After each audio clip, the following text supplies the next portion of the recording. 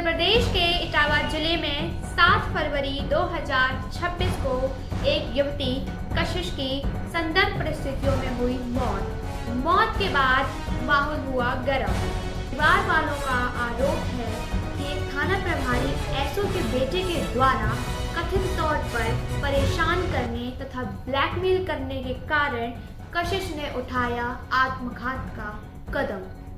परिजनों के अनुसार युवती एक जिम में काम करती थी और लंबे समय से उसे वीडियोस, फोन कॉल्स और रिकॉर्डिंग के जरिए दबाव बनाया जा रहा था।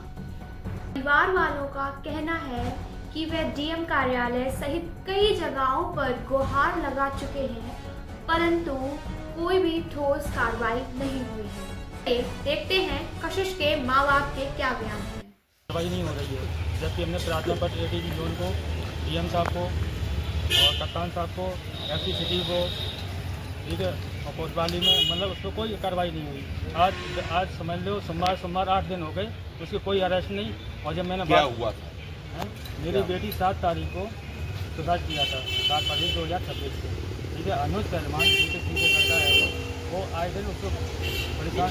कौन? एसओजी परवारी बीके सिंह का लड़का अनुज पहलवान, जो मेरी बेटी को आए दिन परेशान करता रहता था। जो मैं वो नौकरी करती थी और कुछ ऑडियो भी हाँ, ऑडियो भी है उसका, ठीक है, उसकी रिकॉर्डिंग भी है। वो परिवार की धमकी मारने की धमकी दे रहा था। मैं आपको वो भी सुनवाऊंगा जो उस पर जो बयान है उस ऑडियो में, ठीक है, मारने की धमकी दे रहा है। तो उसका परिवार कहाँ रहता है, उसको मारने की साले क्वेश्चन। आपकी लड़की को शिकायत किए हुए कितना समय हो गया? 16 दिन हो गए। 16 दिन में कोई कार्रवाई नहीं हुई। इसी बेस में कोई आम गरीब आदमी या कोई निर्दोष आदमी होगा तो अभी तक उसकी अरेस्टिंग नहीं। बिल्कुल सत्य बात है। क्या उनके विभाग का मामला है, यही तो कहना चाह रहा हूँ। ये तो उनका विभाग का मामला है। वो तो एसओजी प्रभारी है, अगर थाना कौन चलाएगा?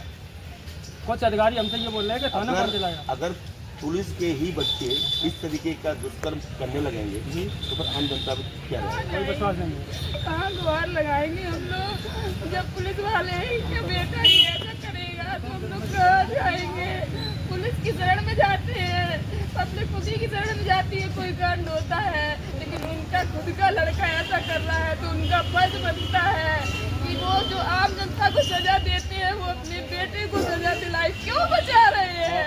मेरी बेटी गई है, उनकी बेटी नहीं गई है। मेरी जवान बेटी गई है, निर्दोष बेटी जिसका कोई कसूर नहीं था, कोई कसूर नहीं था। और उसका बेटा तो गुनहगार है, उसके पिता को भी पता है, फिर भी वो बचा रहा। क्यों बचा रहा अपने बच्चे को?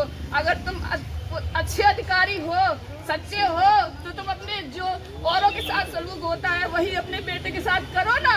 क्यों उसकी मदद कर रहे हो? क्यों बचाने की कोशिश कर रहे हो? एक ऑडियो ये भी वायरल हो रहा है कि जिसमें कहा जा रहा है कि उनका पिता कहाँ है, उसको भी जान संभाल।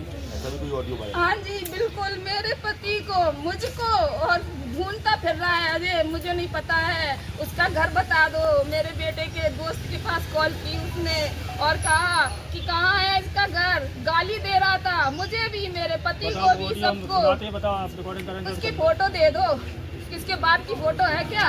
दे दो, साले को मादरचोद को मार डालेंगे, ये कह रहा था फोन पे। बताओ, इतने साक्ष्य आम आदमी के लिए होते ना तो पुलिस हाल उठा के ले आती, हाल तुरंत कार्रवाई होती। अभी 2-3 दिन पहले का मामला है, लड़की का एक्सीडेंट हो गया, पटरी पे लाश मिली थी। उसका केस कैसे सॉल्व हो गया 4 दिन में? कैसे हो गया सॉल्व?